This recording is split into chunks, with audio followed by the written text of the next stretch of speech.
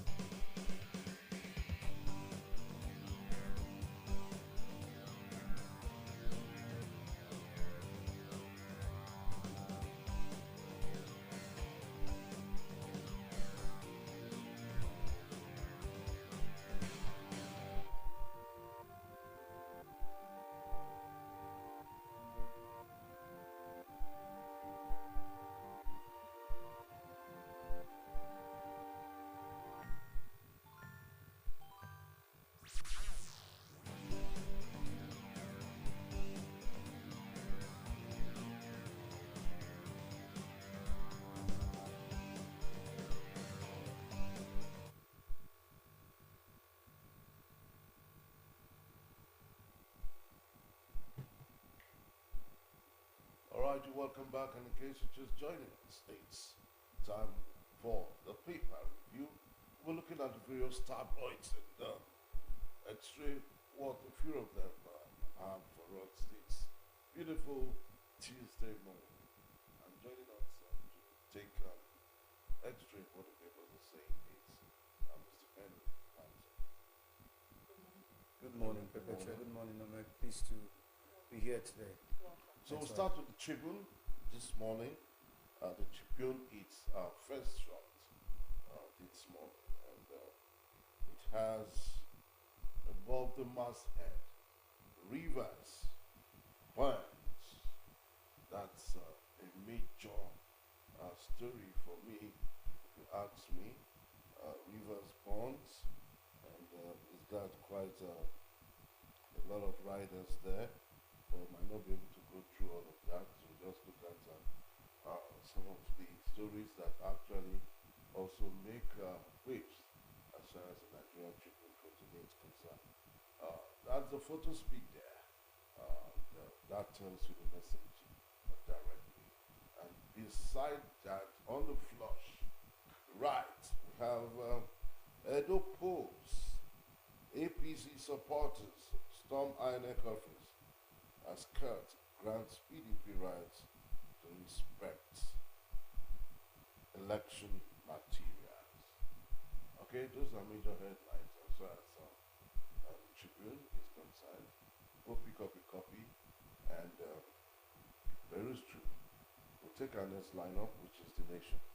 All right, looking at the Nation news headlines this morning, the major story here says Tinubu orders police to end Rivers post-election violence. And at the top rider, it says, will Supreme Court Rule 2024 enhance justice delivery? Another one here says, council workers seek salary payment from first line charge.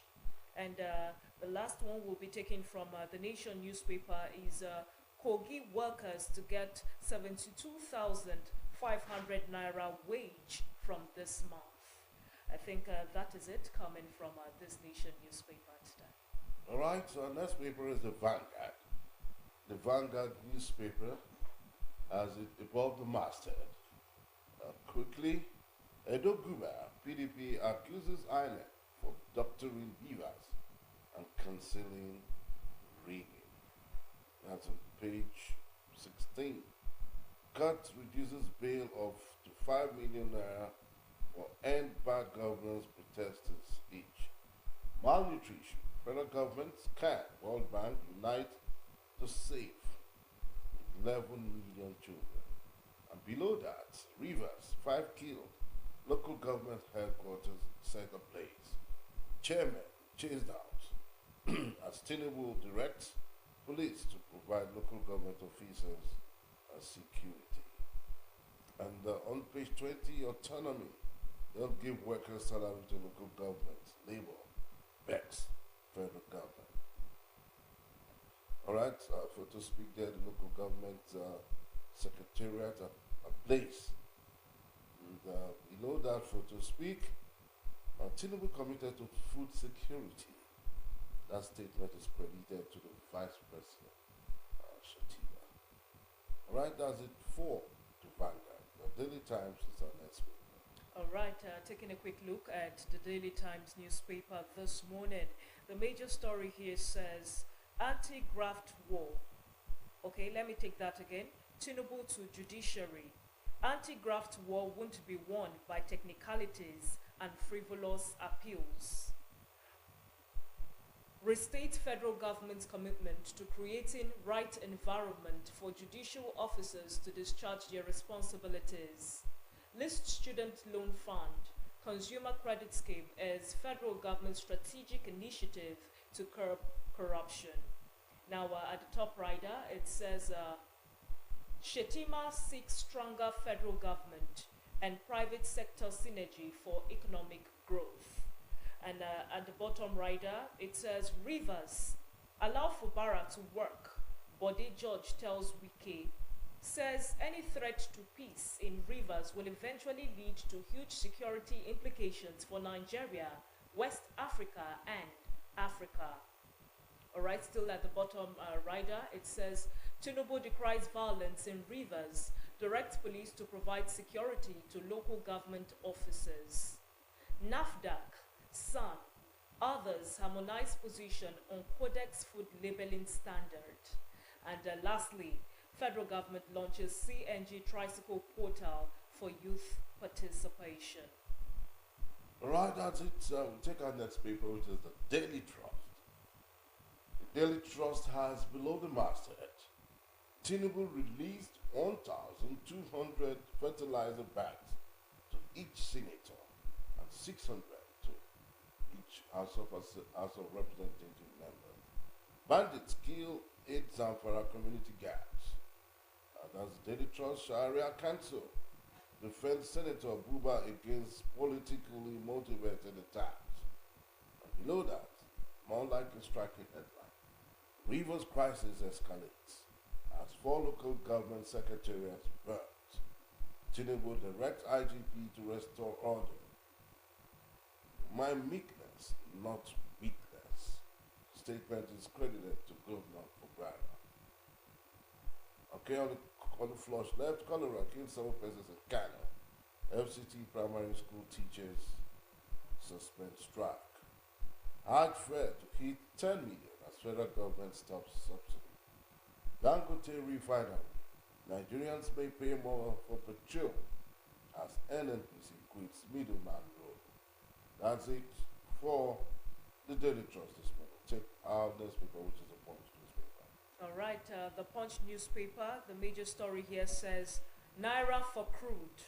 Federal government panel proposes 6-month supply for Dangote refinery. Refinery to get 24 million barrels in 2 months. Fresh concerns over NNPCL's sole petrol buyer's role. Now at the top rider, it says, Fubara camp opposes emergency rule as 3 killed and secretariats raised. Tinubu warns against anarchy. PDP governors. Clark backs Fubara. 2027, Obi Kwankwaso alliance proposal will fail, says APC. And at the bottom rider of the Punch newspapers today, it says, Owando, 2 foreign firms shortlisted to buy Trinidad's national refinery. Owando, 2 foreign firms shortlisted to buy Trinidad's national refinery.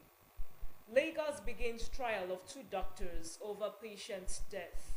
And lastly, Nigerians in Lebanon fault federal government over evacuation claim.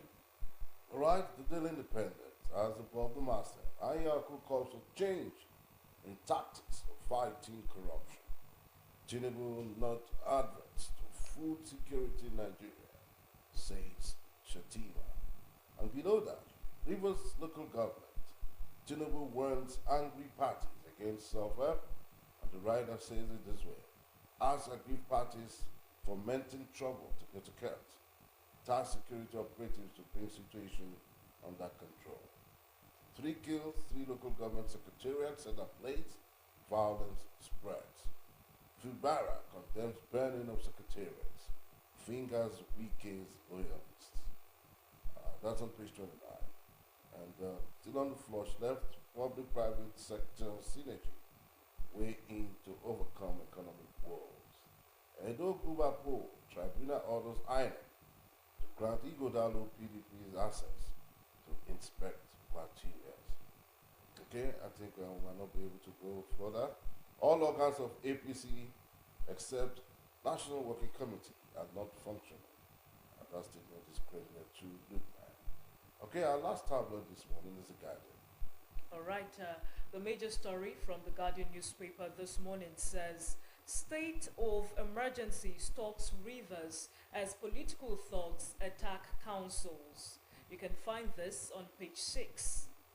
Anti-graft war won't be won by technicalities, declare Tinubu. Another story here says, worries over petrol price as Tinubu deregulates downstream sector.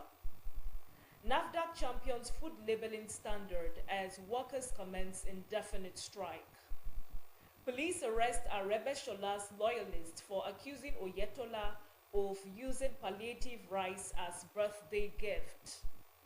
80% of Africans unhappy with delivery of democratic rules, says Akin Kekere Ekun.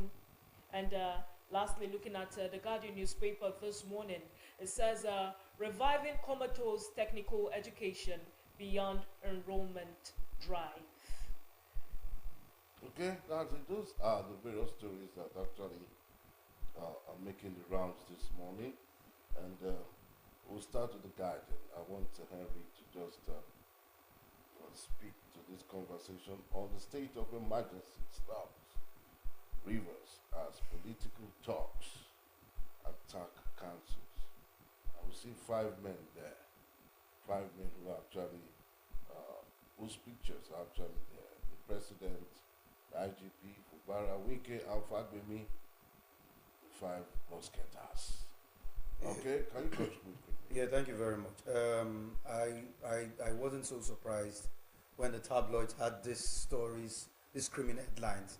Particularly catchy is the one of that should be Tribune, right? That says Rivers bonds. You know, it's very catchy, and I would say it's an exaggeration, anyways, because for someone who just reads the story would just think that Rivers is already, you know, in real big trouble. Now, but yesterday I was at the faculty and I told them, yes, some persons were, you know, drawing pictures of wiki structure falling down, this graffiti and stuff like that. And I told them this is the beginning of the end of the woes of Rivers. If you remember, for a very long time on this show, we've been talking about the issue of Rivers from when the godfather of Rivers politics, as it were, Nyesom Wike, had issues with his estranged godson, Fubara, and the other issue of the PDP, 27 PDP lawmakers defecting from the ruling PDP to the APC and having 2 camps of, you know, of legislators, you know, and the issue of budget, you know, being approved and not approved. I told you here that it is just the beginning of the end. And it didn't just end there. We all saw the intrigues that played out with the issue of critical committee, the local government chairman whose tenure, you know, elapsed June 17th, and Sim Fubara, His Excellency, appointed caretaker committee chairman, who saw the back and forth, the legal tussles and the rest of them. At the end of the day, on the 11th of July, the federal government was able to get a court ruling by the Supreme Court that all funds should be paid directly to the 3rd tier of government, which is the local government. And the federal government, in its magnanimity, said that all states that have not conducted, you know, local government elections should ensure that they conduct local government elections within 3 months. And that is going to elapse on the 15th of October this year. And you saw the rush for all the local government. Delta State has had its own share, Edo State, Anambra State, and some other states. So because they're trying to meet the deadline. And that is what Rivers State did. And we also, prior to these elections, there were so many problems here and there. The Wike camp, the pro-Wike camp, and the pro-Fubara camp. There were 2 conflicting court judgments. One by the Federal High Court, by Honorable Justice Peter Lifu, that said that RISEC, which is the Rivers State Independent Electoral Commission, did not meet the provisions of the law that says they need to have advertised or published this the issue of the elections 90-day, that 90-day window. And as such, INEC should not release the voters register, and they also restrain the IGP and all security agencies like the DSS from protecting. And you know, and the Rivers State also got their own judgment from the State High Court through the Honorable Justice IPC Ikwe, that ruled that all the provisions of the Electoral Act have been complied with, and they can go ahead with the elections. And we also saw what happened. And the very night before the elections, 2 explosions, one at 3 a.m. at the APC Secretariat, and at 3:30 a.m., 30 minutes interval, at Obiokpo Council Secretariat. And lo and behold, the elections held, and at the end of the day, the party who was new, or rather before the elections, talking about Action People's Party and All People's Party, claiming, you know, all the seats, as it were. Of course, we know what played out, because His Excellency Fubara's hands have been, you know, hand twisted in terms of getting the structure of PDP in the state. So what it goes to show, and it's also instructive to know that before that time, the police had already guided the secretariat. The issue of secretariat, what's it called, caretaker committee chairman, had been resolved.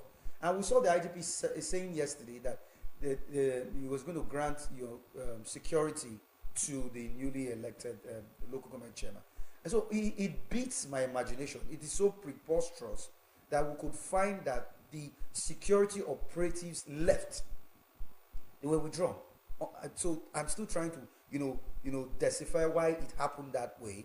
And few hours after they were withdrawn, that was when mayhem was released. So I think there should be an inquest, first and foremost, to know why the security operatives were withdrawn from the council secretariat. For God's sake, the constitution allows only for a constitutionally elected local government chairman to take charge, and that has been done. And it is the onus is on the aggrieved parties to go to court, like they will always say, if you feel that the certain provisions of the law has not been taken care of. Because we saw that APC pulled out of the race as the case may be, not taking the laws into their hands. That being said, now the issue of those who are stroking the embers or blowing the trumpets of emergency, I think this is just a game plan. It has been in the works. Okay, if we cannot have our way, let us cause mayhem, let us cause chaos in the system. At the end of the day, Rivers State becomes ungovernable. I'm saying here that the federal government, the President Bola Ahmed Tinubu, will be held accountable if Rivers State burns. I am saying this, on national TV, because this Rivers State crisis did not just start today, and this would have been nipped in the bud if the right thing has been done. The AGF that's picture appeared there, Latif Fagbemi, SAN, the respected, what's it called, Chief Justice of the Federation, although Ariwala has already bowed out, our Kekere Ekun, all these parties should be called to order, because part of the problem we're having is the judiciary not doing what it's supposed to do. Imagine judiciary giving conflicting court judgments. When you're supposed to do what the law says, it is enshrined in the Constitution. It's against the spirit and letter of the Constitution to be talking about emergency rule in a democratic setting. So I think those who are just singing the drum beats or beating the drum beats of war should know that it's not allowed in a democratic setting. Yes, President, His Excellency, the former President of Nigeria, Olusegun Obasanjo, tried it one time in Plateau State, and it didn't really go down well. And because the Senate or the National Assembly, were quiet about it, because even the process of stating an emergency rule, it will be seen that the state is ungovernable, and it hasn't gotten to that level. So whoever is stroking the embers or singing that war of emergency rule should just have a second thought. And the people of Rivers State need to wake up and take their state, because this is one man sitting somewhere in Abuja trying to take on the levers of the state. But with the happening, in the election and all of that, the bombings, you said at two places, don't you think that the security of the people are in danger? Because this is a case of giants fighting and the ground suffering. Because all of them are fighting. The people that are left to bear the brunt of all these fights, all these disagreements, are the masses. All right. So don't you think that the masses are the ones suffering? Because it's already recorded that there are 5 deaths. We don't know if there are more. There may be and more. There may be more, exactly. Definitely. And lots of people injured. So don't you think that the masses are already suffering? Yeah, that's why I said I put the blame first on the Chief Security Officer of Nigeria, President Bola Ahmed Tinubu.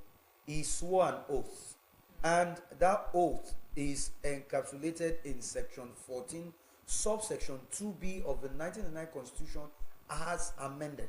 And that clearly states that the security and welfare of her citizens is the primary purpose of government. If as a government you cannot engender security of lives and property, then you have no business being in government. I am saying this because this whole thing is just like a spark, a little spark, and it has turned into a conflagration, and it may even go beyond this if it's not well, nipped in the bud. The signs were already there. It's like a girl who starts, a maiden who starts spitting, starts showing signs of pregnancy. I'm sorry, I'm using that analogy, and you already know. Are you waiting for the tummy to bulge out before you know it's pregnancy? So these signs were already there, and they did nothing. The judiciary were asleep.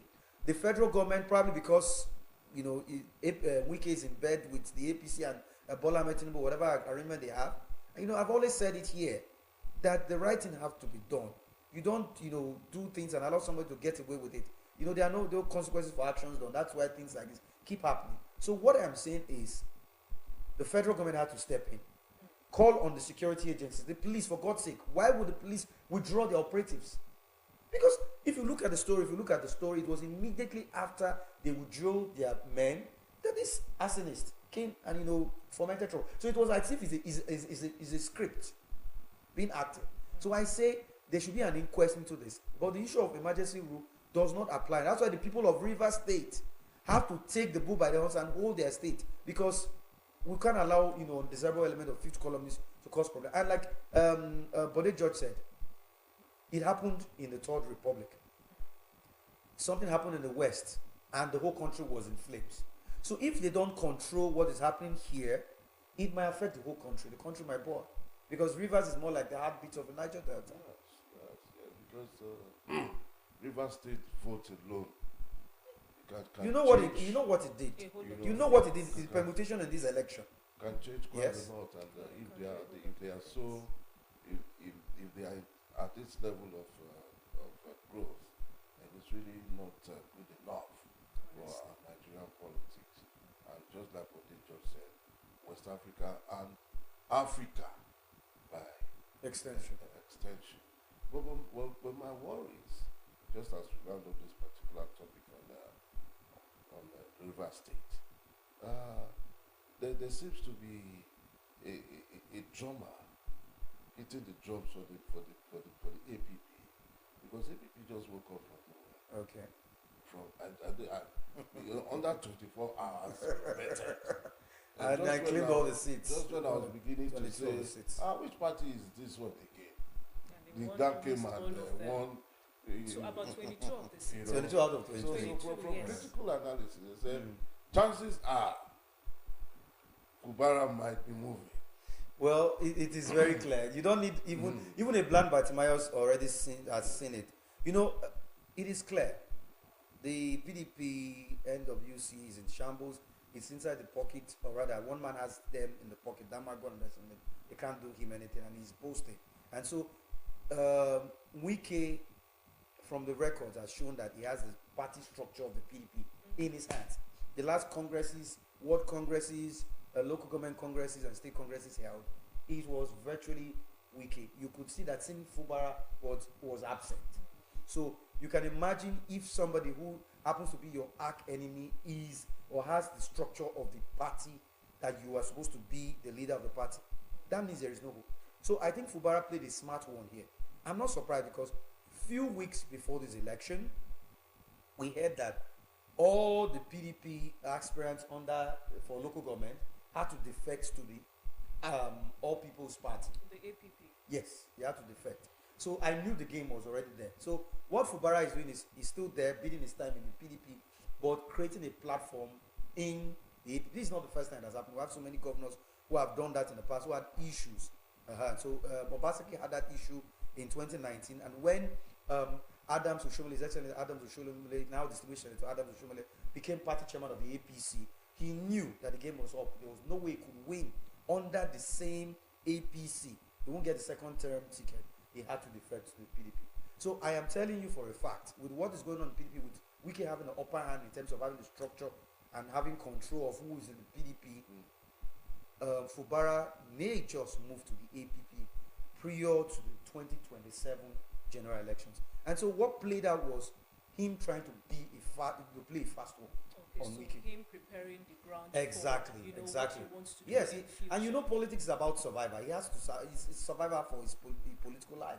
So what he's doing is just he has to survive politically. If not, he will be annihilated by APP Wike. without a presidential candidate. Yeah, They don't have a presidential of course. But you never can tell. Those things may change. 2027. They might bid for somebody. Yeah. Because all of that played out Yes. when we had the new PDP and the PDP. And you recall even what was Labour Party before 2023 elections? We hardly knew about Labour Party until Peter Obi came into the mix. So I see a lot of permutations, a lot of alignment and realignment in 2027. If Fubara would, if the thing stands, the status quo still remains, Fubara would definitely move to the APP and fly on that ticket. And who knows, like you said, APP may have a presidential candidate before it will be some elections. Okay, we'll take another one. Edo Group, PDP accuses INEC of doctoring Beavers and concealing rigging. I don't know. It was the better. I don't know, but I'll say God had a hand in it, because if God, what does not exist? God cannot do the best. But in tandem with the question you're asking, is there a time where we can have like an election where people don't end up complaining that it was rigged or there was a hand in somewhere somehow in the country? Is there anyhow we can have an election that everybody is satisfied with the outcome of the results, even if they are not favored? Is it really I think possible? the answer is neither here nor there. Is yes and no. We had it in 1993, if you recall, the famous MK Abiola election winning under the Social Democratic Party (SDP) against a Bashir Tofa, who was relatively a new kid on the block, running under the National Republican Convention (NRC). And this was a Muslim ticket, both parties. And for the first time in the history of Nigeria had an election that was adjudged the freest and the fairest election. In 1993. 1993. So this is over 20 years. Yes, I agreed. 30, No, over 30 years. Over 30 years, agreed. rather, yes. Now, the point here is, I said yes because it is when we as a people, we the people, are interested in ensuring we have a free and fair election, it will take place. Because whether we like it or not. And another thing is that our systems are broken, whether we like it or not. We have systems that are less powerful than individuals. We have more powerful individuals, or like we have in Senate clients. But you said, If we have institutions, yes. yeah, you said something about we being interested. Yes. Now, but throughout all of these elections, people have been encouraged to get their voter cards, to come out in mass. There are lots of people that have traveled, you know, to their hometowns. Are these not efforts? Are these efforts not counting? I agree. What more do you think they should do in All order right. to, I agree with you because I know you were going to come to that. Now, the point is, yes, that is the first step. All right. The second step is protecting and preserving what you have, defending what we have, and that's what we don't do. We just resign ourselves to fate. Now, if you vote, you have to protect your vote.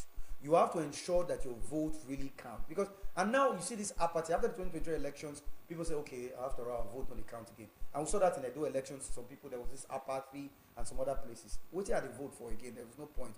My vote not count. And prior to 2023, that was the language until the change. And there was this optimism. Oh, this is time we can change our country. Of course, I can understand that. And that's what the political class and those who do not want the status quo to change want. They want us to just resign ourselves to fate. And I am saying, if we really want things to work, it is the individuals that make up the systems. Okay? We would hold INEC and every other organs of government accountable. If it means taking to the streets, we will take to the street, hold them accountable. Yes, people have been talking about, they talk about the issue of bad governance stuff, and all those are ways to quieten them, to make sure that they are taciturn, to keep them mum, not to talk again and raise their voices. But we'll continue to raise our voice, we'll continue to talk, fora like this, we'll continue to talk, and we don't have to give up because it didn't work in 2023. It doesn't mean we have to give up. We have to, if you have not registered, go and register, get your PVC, try to sensitize people. And I'll tell you, these people do not want things to change. That is why they ensure that there is perpetual hunger, poverty in the land, so that we'll be subjected to them forever and we'll depend on them for crumbs. This is the idea. It's a game between, those out there and the bourgeois and those on this other side, the talakawas like us. But it behoves on us to say, never say die, because we just resign ourselves to fate, and that is, part of the problem that is even killing the system. We have to stand for our right. We have to stand for our right. You can't sit back at home and say, let these people go and protest. All of us will take to the street. I am telling you, if we have this unity of purpose, when we had this bad governance protest, the one held in August 1st to 10th, and the one held on 1st of October, if everybody takes to the streets and demand for the right thing, everything, because we have a situation whereby we are divided. Some persons have been bought, some persons have been given 10,000, 5,000 as stomach infrastructure, and they end up using them to fight us. It's supposed to be us against them. Okay, so as against this protest you're talking about, protest is constitutional. Of course. It's a way of the people, peacefully Provided telling it's the done government that within the ambit yes, of law. peacefully telling the government that we don't like this. We think you should look into it. But if you look at protests so far, the end bad governance, end EndSARS. SARS, all of them, they've not been really, yielding results. Don't you think that it's time for us to dialogue with them rather than going?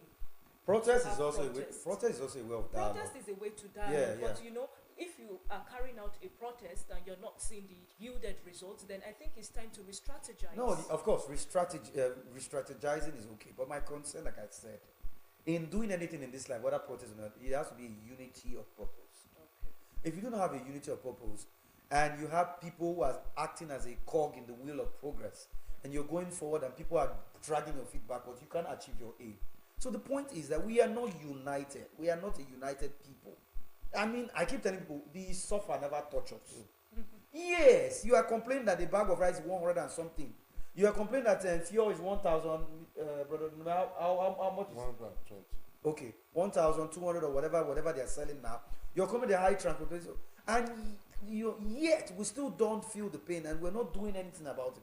My concern is we are still not, we've not really felt we've not really felt it, because if we really feel it, everybody will say enough is enough. We've had it up to here, and I'm telling you that those who want to hold on to power and those who want the status quo to remain have that at the back of their mind. That is the only strategy to keep these people down, perpetually down.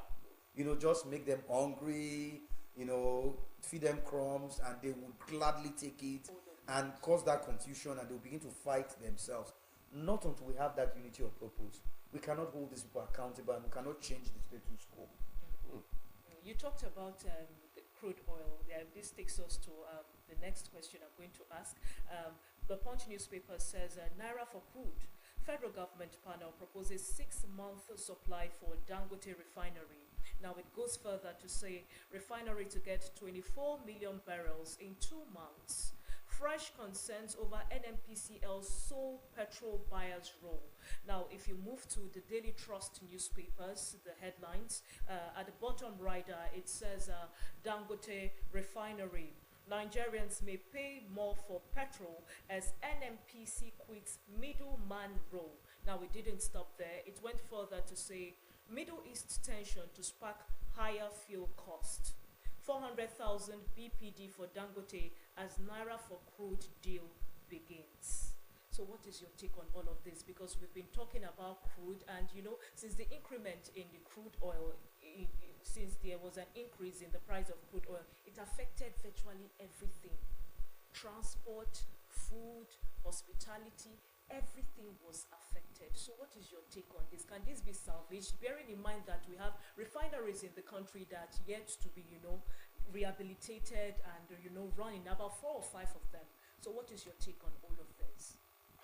I find this very lugubrious and ludicrous at the same time. All right. I wrote a poem titled The Poison Chalice, and it's on crude oil. I keep telling people, God blessed us, and I'm sorry I'm going to use this paradox, or let me use the oxymoron now. Like I said, sweet poison, as it were. It's crude oil is both a blessing and a curse to us. I know when the crude oil was discovered in 1956 in Oloibiri, we cried to the heavens and we heaved a sigh of relief, and we thought that was the beginning of good things. So of course it was supposed to be a good thing to come to us, but unfortunately it turned out that so many things went wrong. We left the agricultural sector that was the mainstay of our economy. We focused on petrol, or rather crude, and Nigeria became a monolithic economy, and we didn't take advantage of it to develop our country and develop other sectors. The fact that you discover something somewhere doesn't mean you have to abandon the others. It means you have to use that one to complement the others, and that is what we didn't do, and that affected us. I'm just giving that history. Yeah. Now, this issue of this NNPCL, this cacophony, discordant tones of NNPCL, Dangote refinery, I am so sick and tired of it. It shows that Nigeria is really a theater of the absurd, a comedy of errors, and a crime scene, as it were. Because you could imagine, at this point in time, we could hear one.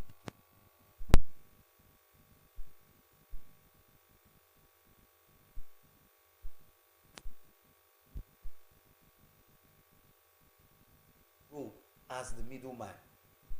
Another time again, we heard that the price is now 898 that they got the fuel from, and the Dangote is saying that's not the amount. Okay, Dangote has also refused to also tell us, disclose to us the particular amount, since you're saying it's not 898 naira. So there are things they are not telling us. There's more, that meets the eye. Yes, there's more to it than meets the eye. They are not telling us the real story, and we don't understand what is going on. What this man on the street wants is that he wants to be able to get to the fuel station, the gas station, to get fuel when he wants it, and at an affordable rate. Because, like you said, because Nigeria depends on petrol, and we've all talked about alternative means of energy. It has all been talk, but it's just BS. We have the CNG buses or the vehicles that was promised by the federal government since last year. We're still yet to get anything positive from it. Today you hear different stories and the rest of it. How serious are we? We are not really serious as a country. And until we are serious as a country and tell ourselves we want to get ourselves from these shenanigans, we are not being serious. So this story, this conversation will continue to go on. But the problem is that you and I, the man in the street, is not interested in that. All he's interested in is, let me get fuel. Let me be able to afford fuel, because you see the purchasing power of Naira is not even enough. I was with a colleague today and he was like, man, sometimes I just park my car and just decide to take a walk or take a tricycle and go to where I'm going to. Because that's the thing. You can't sustain it. With other issues of the hyperinflation or galloping inflation, as the case may be, that the federal government has tried, its hands like it's like more like a leviathan, a behemoth that has swallowed, the economics, economy, as it were. So I think what we need to do is we need to ask questions, the right questions. They are not really telling us the truth about the situation. I think there is something that the federal government is not telling us. And I must tell people, Dangote is a private concern. He's into this, forget that the refinery is there. He's a businessman. And yes, he's there for profit. And you expect me to go and set up a business and I will not make gain out of it? Far from it. And so if you come and begin to tell me things that at the end of the day, it's not going to favor my business, I won't accept that. And so another thing we also need to look into perspective is the PIA, the Petroleum Industry Act. For God's sakes, I think that it needs to be rejigged, because there are so many lacunas, so many gray areas that need to be taught. And this is part of the reason we're having the issue of, we heard that the president talked about deregulating of the downstream sector. So these are all BS. We need to work it out. The man in the streets wants to ensure he's able to get fuel when he wants it, and the market woman wants to make sure that when he goes to the market, they don't charge out too much to be able to move our goods. The farmer too, the same thing. And the end user, because that's the circular flow of income, so that we will all feel the impact. Because if care is not taken, man, I don't think we've had the last of this whole, story. It's a fiasco, as it were. All right, we'd like to thank you so much, everyone, for coming on stream. Thank you and speaking so much to the various thanks for having me. Topics that we looked at from the various papers at this moment. We'll take a break, and when we come back to yet another spot on Monday.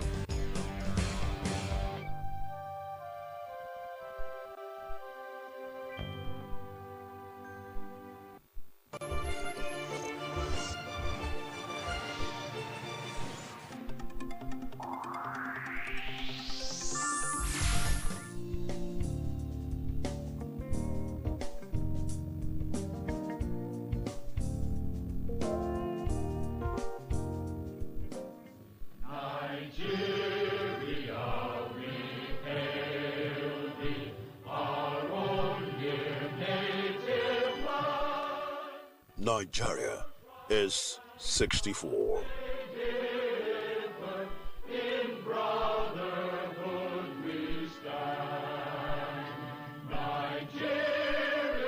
A country with diverse cultural heritage, tongues, traditional beliefs, guided by its unique norms and values, exotic arts and craft, traditional attires, occupation and trade, as well as religious festivals and tribal and body marks.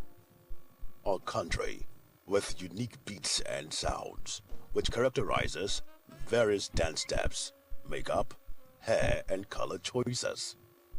She is also a country known all over the world for her different traditional cuisines, agricultural and natural resources.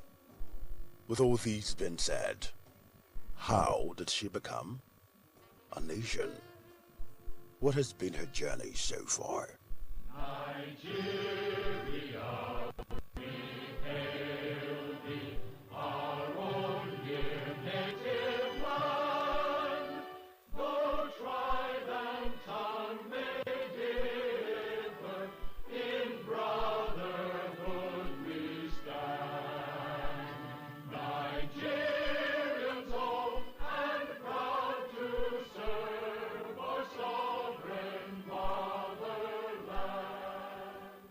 Going down memory lane, the history of Nigeria can be traced as settlers trading across the Middle East and Africa as early as 1100 BC.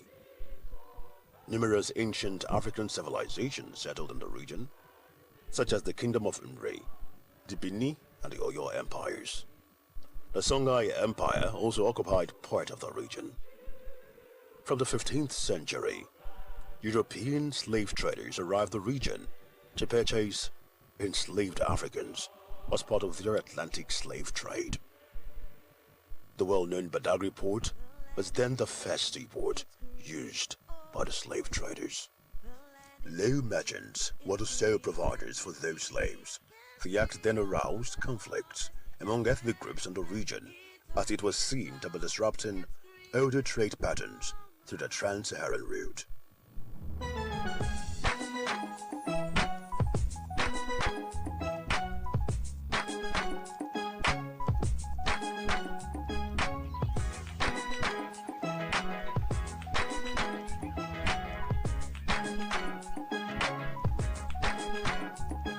Stand in the rain as the clouds go gray. The thunder roars and the earth sings. Season, the harvest is ready. Oh, oh.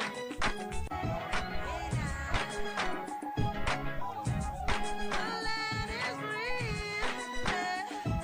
He told me that the land is free.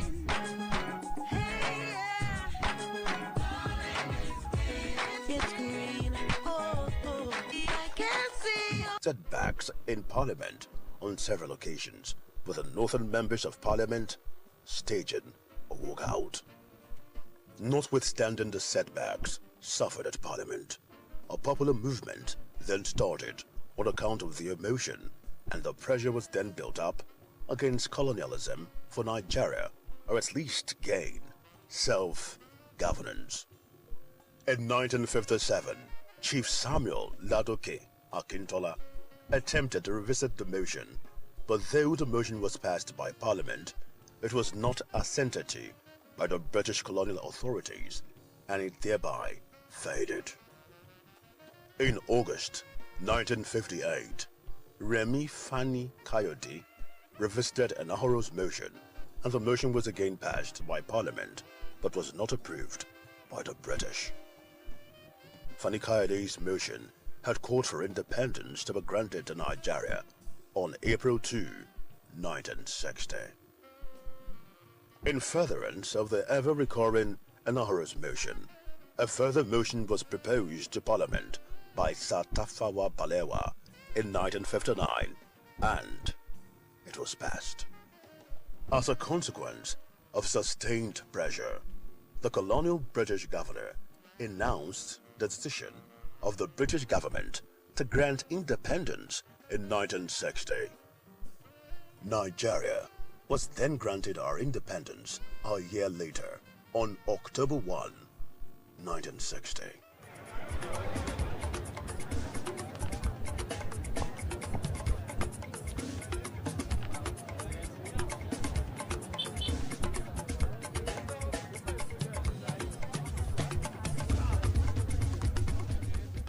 Despite her independence, Nigeria's long-standing regional stresses caused by ethnic competitiveness, educational inequality, and economic imbalance again came to the fore in a census of 1962 to 1963. In an attempt to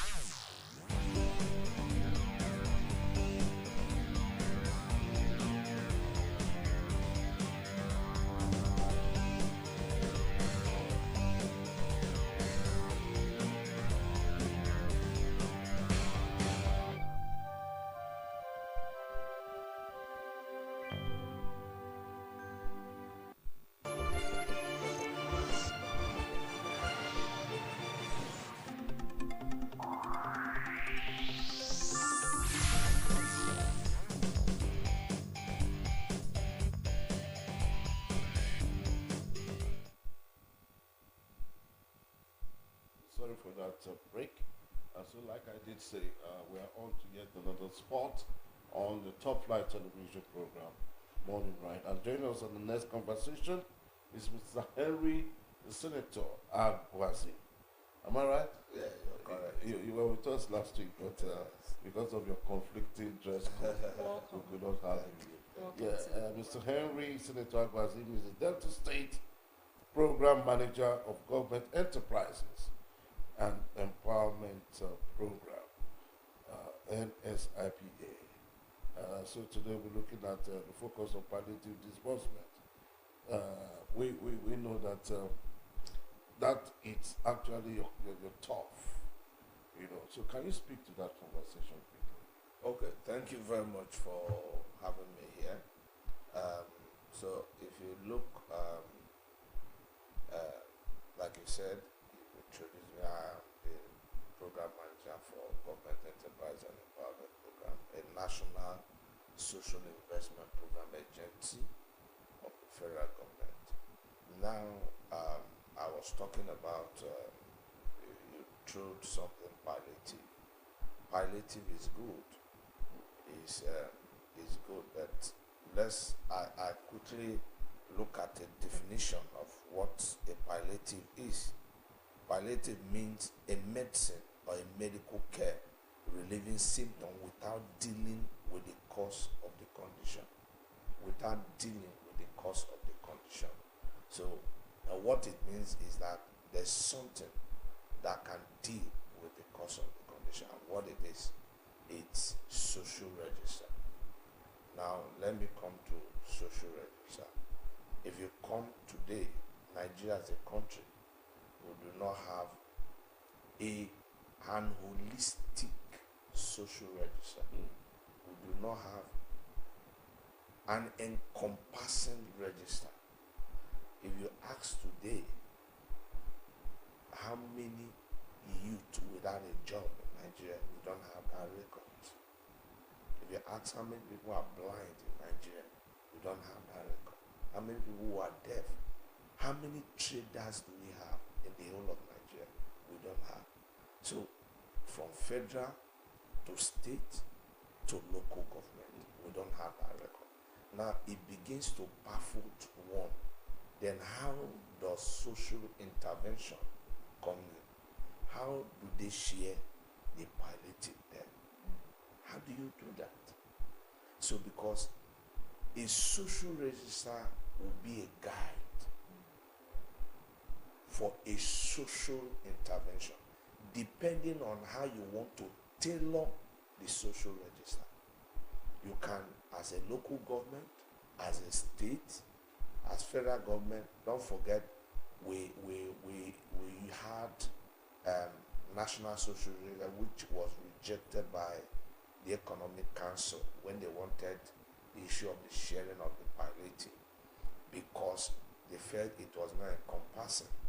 And it is true, it is not, because the National Social Register talks about vulnerable people.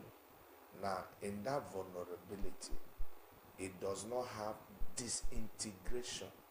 It was not disintegrated that this one is blind, this is for. So a social register is a database that you should be able to query.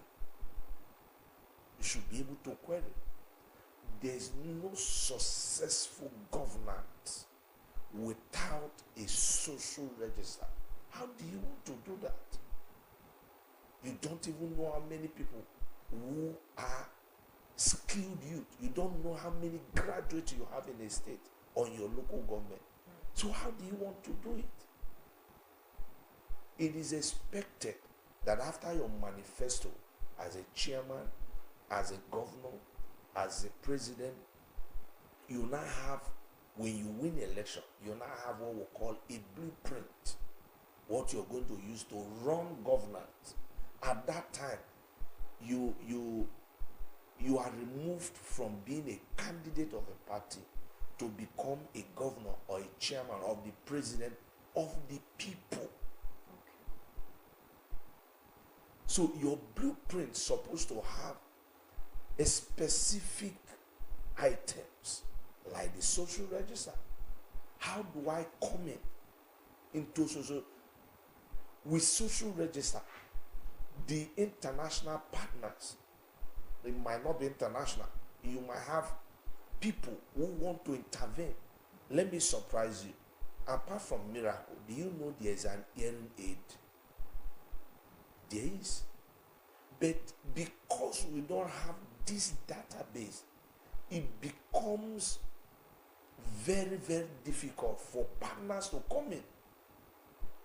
Government only is to prepare the ground, to make available.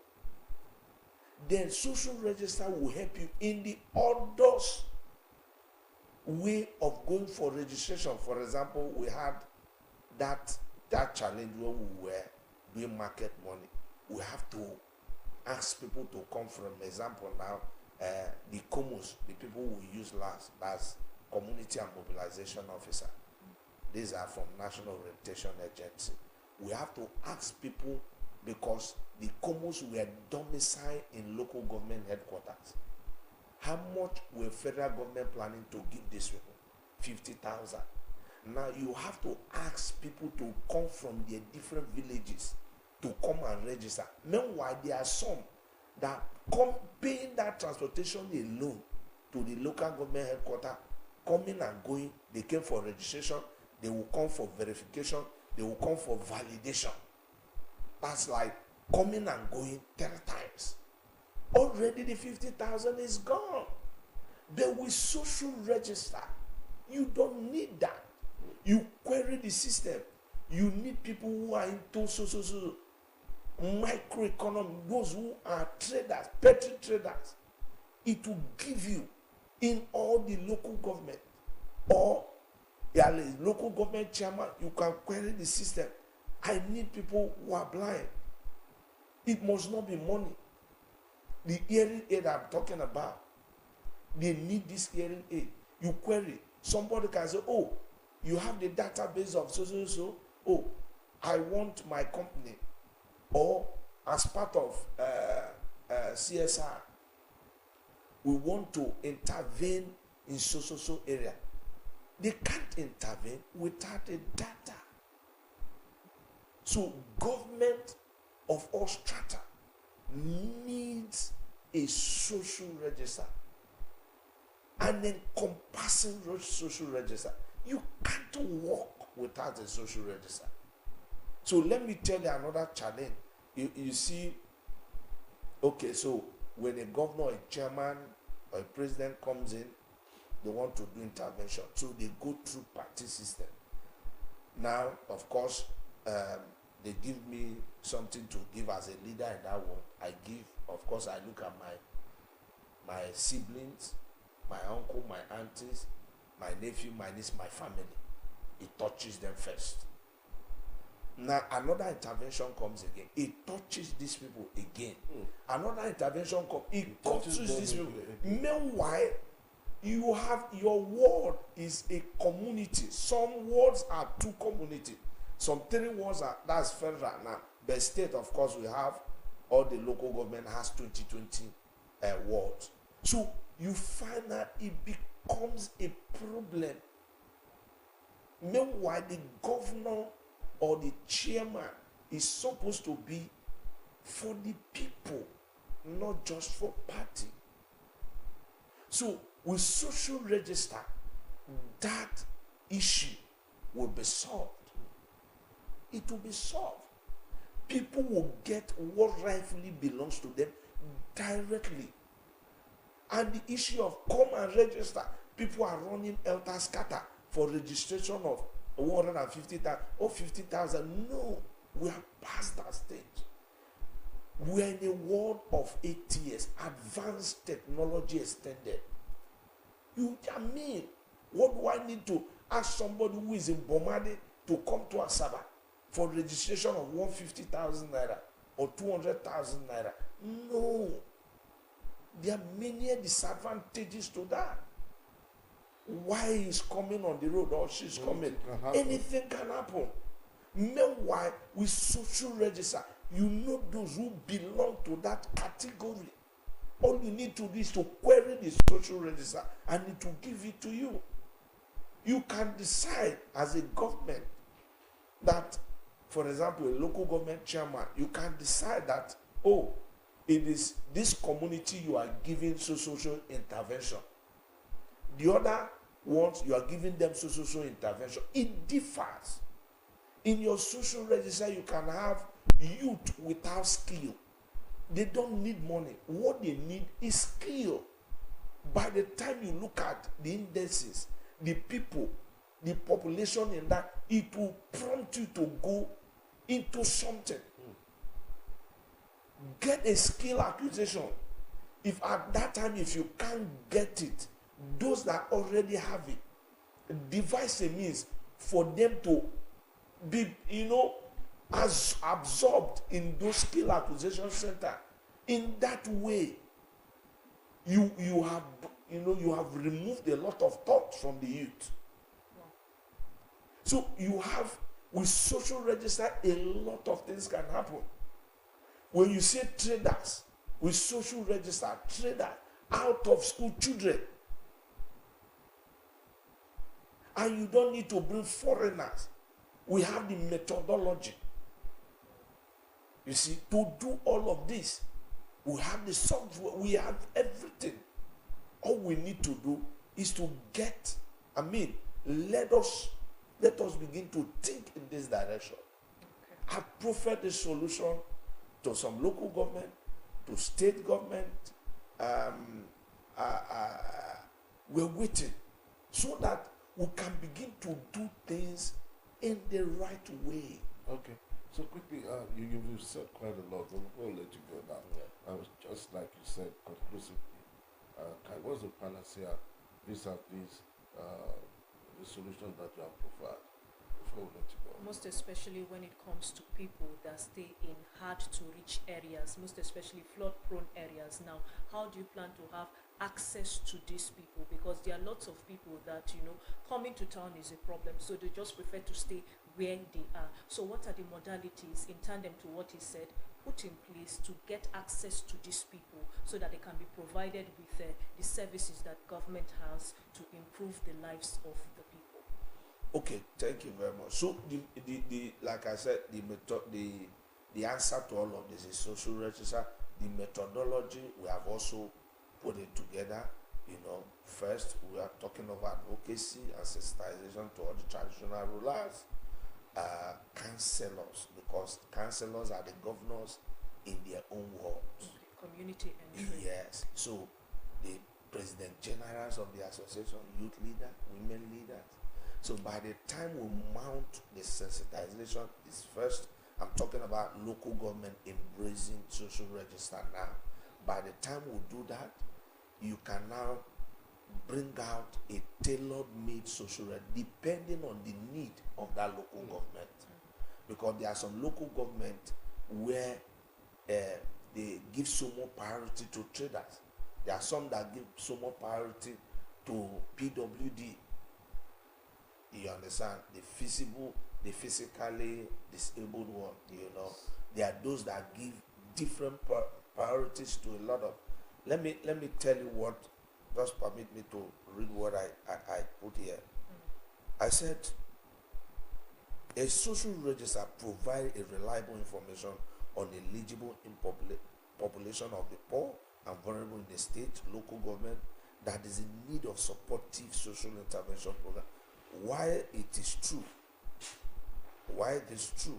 that the state have been committing huge resources towards intervention with significant impact, this intervention will be greatly aided by the existence of a comprehensive social register which assures data integrity. Of course, we have similar federal government which is fit for purpose. The reason is because the coverage is suspect. Most importantly is that the economic council rejected because of the lack of capacity to disintegrate into specific blocks such as the blind, the deaf, the aged, out of school, which feature is very helpful for specific certain intervention. It is therefore imperative for a state or local government to own a social register, which will obviate these weaknesses. One of the things that you were talking about, with social register, we don't need these ones, the poor, the vulnerable, all these ones I've called the category, depending on the tailor-made that you want. We don't need them to move here and there. The methodology is there. I've talked about the sensitization. I talked about the social, the implementation pathway. I have written it down. If I'm sure we'll have this discussion again and again, so that I'll be able to exhaust the implementation pathways, so that people will look, government of all strata, local government, state, federal government, can know it's not as they think, it's not as as huge tax as they think. The manpower is involved, technology is involved. With technology, you can drive home your tailor-made social register. So it's a doable thing, Okay. and it will help government in Right. so many decisions. Right. In making so many decisions. We would like to thank you so much, Thank you so much. Aguazin Senator Henry. Thank you very much. And I, like you did say, would regularly engage you because people need to be informed. Yes. If you have not come now, most people will not know, because there are a lot of people who are going through different forms of ailment, blind, deaf, and all of that. So we would invite you regularly, keep you at top speed on our programs. I would like to say quickly that Henry is the Delta State Program Manager of Government Enterprises, an empowerment program of the National Social Investment Program Agency. Thank you so much, sir, Thank you. Thank for you for bringing us joining. up to speed on Thank that, you. all of this information. We'll take yet another break, and when we come back, our closing, our guest for today will be our next small talk conversation. Thank you so much for joining us. Mr. Henry, thank you so I'm much. very grateful, sir.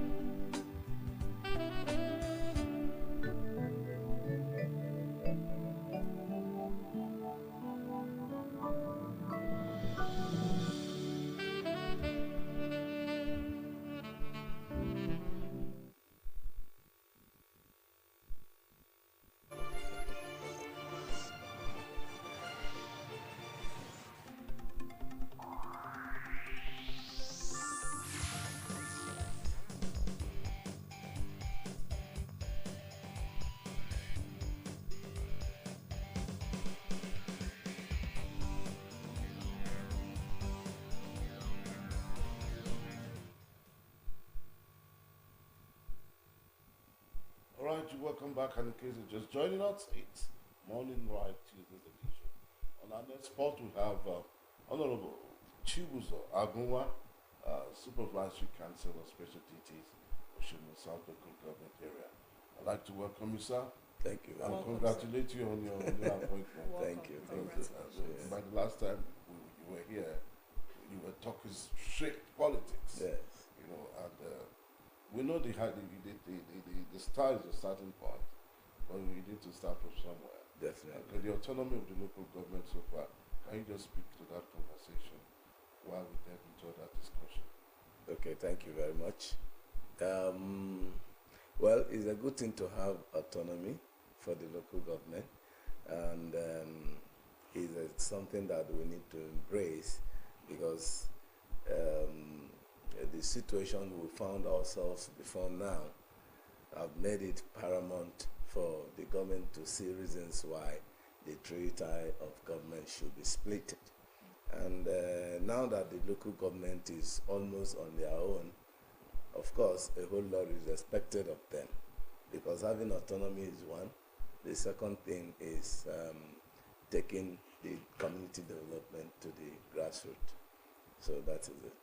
Okay, we'll get to that point, but first of all, I'd like you to contribute to the state of the nation now, most especially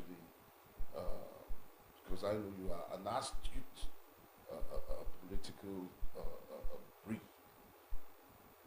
Your party, the PDP, suddenly seems to be going to the doldrum with the River State impredigo. Can you speak to that conversation, please?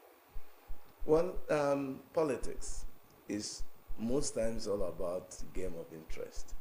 The River State politics, as regards to the grassroots, is a critical one, and as such, Fubara is the governor of River State. And if you don't take charge to take up responsibility as the number one citizen, then it suits you, right?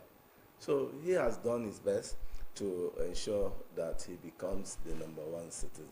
But there's something that played that is not quite clear. I'm not seeing a pure democratic system playing because you cannot be in a particular party and still be doing what your predecessor did that you are having some issues with. He's a PDP member, and surprisingly, APP, a party that is not known, swept over everywhere. So there is some hanky-panky somewhere. Some persons are trying to play the smart one. But I believe that in the future, that the same party will not turn against the person that installed them. Do you understand?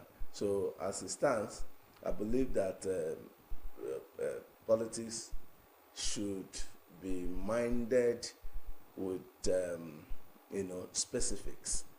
For instance, if you have governed and there is time for you to retire, you please retire and becomes an advisory personality instead of causing harm to your own people. The enjoyment we are having in Delta State today is because of synergy, continuity, and that will bring, a sustainable development to the good people of Delta State, because we are enjoying our peace and governance is moving and the grassroots is performing, most importantly when it comes to the local government area, with the way they are dishing out their infrastructural engagement to the various communities.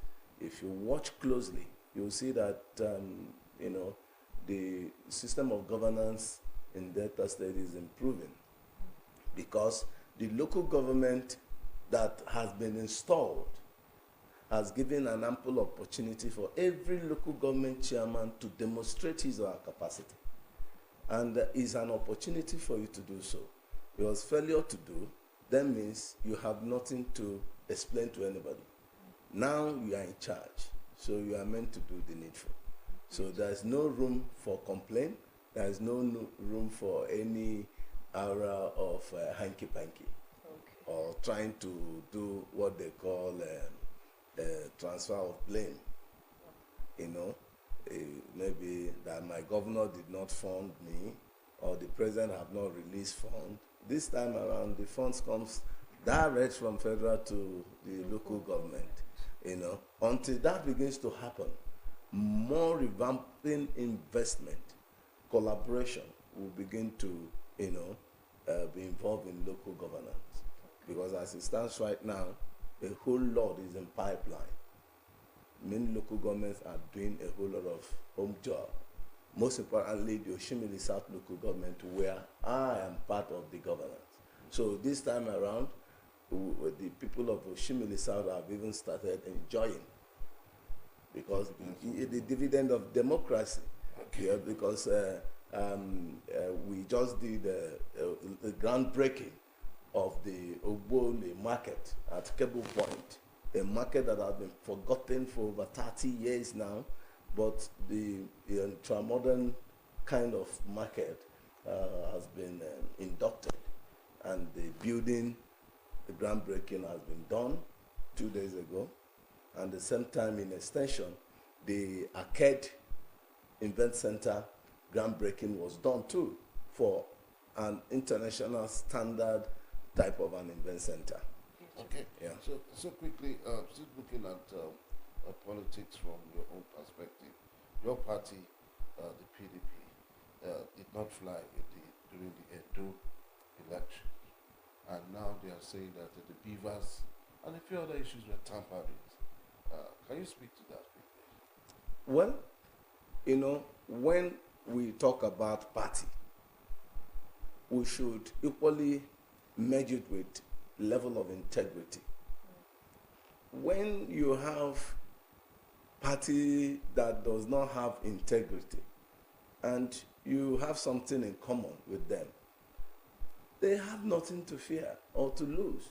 That is why they kept on doing the negative side of it. PDP has been upright to do the needful.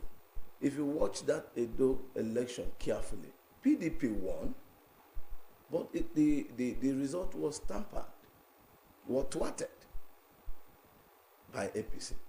And there is nothing anybody can tell, even you and I, that we are monitoring the exercise, that election or the mandate was not stolen by APC. And we begin to wonder, even a party that its candidate said that they will bring hardship and all that to the people, and yet you imagine why would people just keep quiet and allow their mandate to be stolen? You see, but for the interest of peace and harmony, PDP, they are not riotic.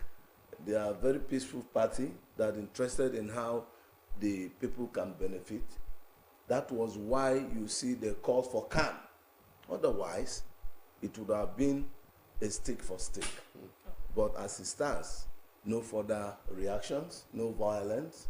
They were able to condone that steal of mandate. Okay, so let me bring you back to Delta State, Oshimili South to be precise. You talked about the groundbreaking launch of the market that was abandoned for over 30 years and an event center. Now, all of these, or these two things you mentioned, is to carry the people along, engaging them at the grassroots level. How about other sectors that are very important, such as health, agriculture, and others? What is the government doing to also engage the people so that they can be benefactors from these sectors also? Thank you very much. First of all, let me pick the health sector. The health sector, the primary health centers, for instance. In Oshimili South, we have plans on the go.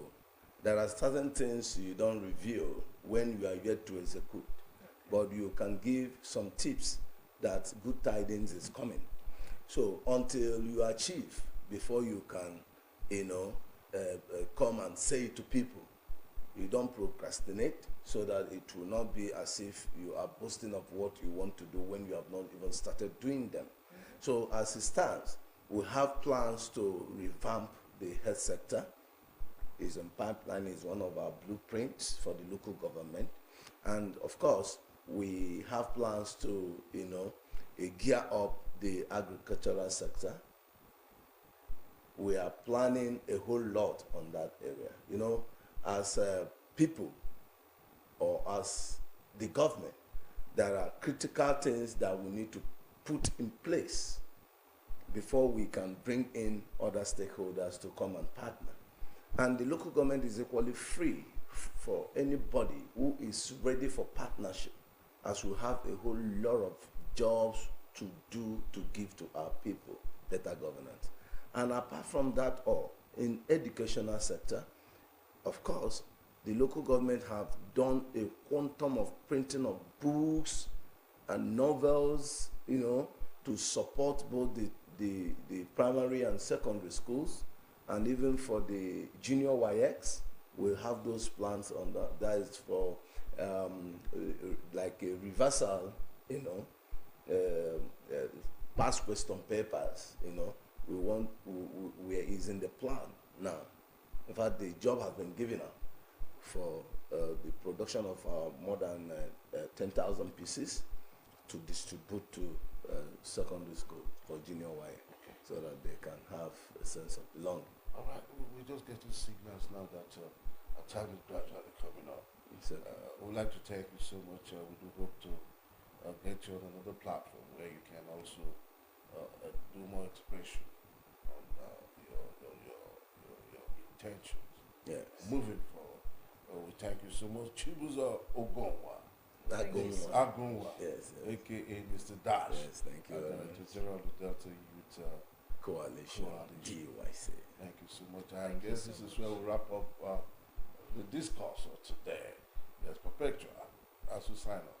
All right, be kind. The world needs more of kind people, more kind people. So do your utmost from your little corner to be kind. The world needs it. Sure.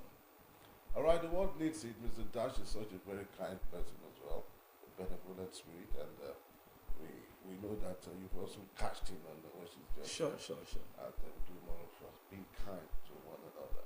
All right, on behalf of the production crew, this will wrap it up for today.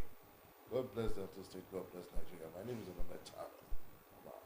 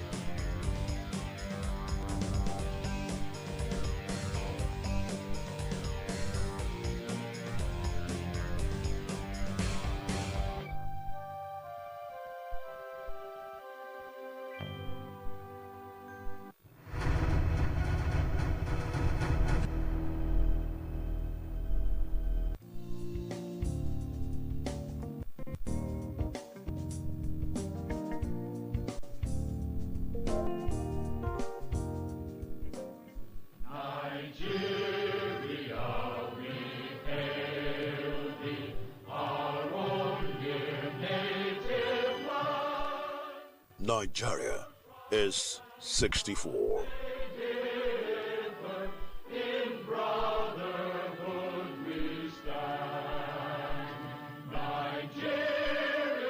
A country with diverse cultural heritage, tongues, traditional beliefs, guided by its unique norms and values, exotic arts and craft, traditional attires, occupation and trade, as well as religious festivals and tribal and body marks. A country with unique beats and sounds, which characterizes various dance steps, makeup, hair and color choices. She is also a country known all over the world for her different traditional cuisines, agricultural and natural resources. With all these been said, how did she become a nation. What has been her journey so far?